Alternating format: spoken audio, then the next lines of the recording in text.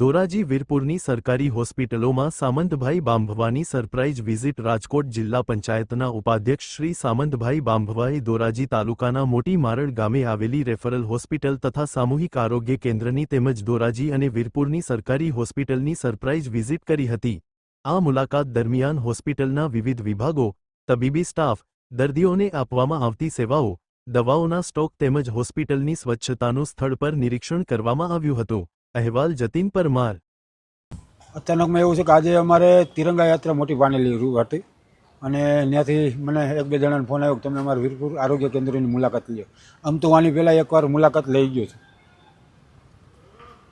કારણ શું મુલાકાત લેવાનું?